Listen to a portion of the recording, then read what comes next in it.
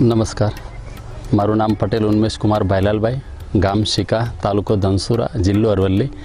અહીંયા આગળ અમારા શિકા ખાતે આવેલા સદગુરુ ફાર્મની અંદર આશરે 1.5 વીઘામાં અમે મેંગો પ્લાન્ટેશન કરેલું છે. આશરે 420 જેટલા આંબાની જાતો છે. અમારે ટોટલ પ્લાન્ટ છે, એમાં 35 જેટલી જુદી જુદી વેરાયટીના છોડ અમારી પાસે છે. કોરોના વખતે અમારા પૂજ્ય પિતાશ્રીના વાતચીત થઈ અને એવું થયું કે આપણે આ ફ્રી સમયનો કઈ રીતે સદુપયોગ કરી શકીએ, અને એ વખતે અમને એક પ્રેરણા મળી અને અમને આંબાવાડી કરવાનો એક વિચાર આવ્યો. આશરે 3.5 માસના વર્ષના છોડ છે અમારી પાસે, અને એમાં મુખ્યત્વે કેસર, આપણું જે ગુજરાતનું ગૌરવ કહી શકે એવા 380 જેટલા પ્લાન્ટ આપણે કેસરના છે, અને એ સોસિયા ભાવનગર જિલ્લામાંથી અમે એના પ્લાન્ટ લાવેલા. તદુપરાંત અરવલ્લી જિલ્લામાં કદાચ કોઈની પાસે નહીં હોય એટલી 35 જાતની દેશ અને વિદેશની જુદી જુદી વેરાયટીઓ છે. એમાં ગુજરાતની મુખ્ય 2 વેરાયટી કે જે બહુ લોકપ્રિય થઈ રહી છે એવી છે, એક સોનપરી જે નવસારી કૃષિ યુનિવર્સિટી વિકસાવેલી છે, અને બીજી આણંદ રસરાજ. તો એના પણ પ્લાન્ટ આપણી પાસે છે. સાથે સાથે આપણા દેશની જે પૂસા નામની સંસ્થા છે, તો એની પૂસા અંબિકા, પૂસા અરુણિમા, તદુપરાંત એની અંબિકા, પછી આપણી પાસે મલ્લિકા અને અરુણિમા અને બધી બીજી વેરાયટીઓ પણ પૂસાની પણ છે.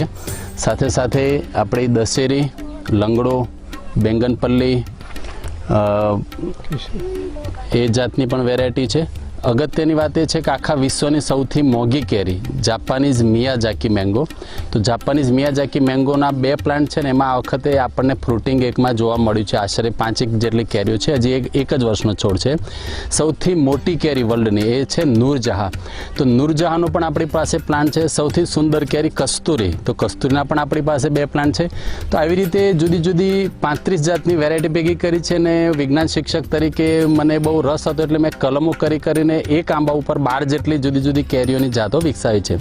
ભવિષ્યમાં આપણું ઈચ્છા એવી છે કે આપણા ખેડૂતોને, અરવલ્લી જિલ્લાના, ઉત્તર ગુજરાતના ખેડૂતોને સારી જાતના પ્લાન્ટ, સારી ક્વોલિટીની કેરીવાળા પ્લાન્ટ ઓછા ભાવે કેવી રીતે આપણે આપી શકીએ, એનું એક આપણું પ્લાનિંગ છે. ભવિષ્યમાં આપણે કેરીની સાથે સાથે એ રીતે કલમની પણ વેચાણ કરવા જઈ રહ્યા છીએ.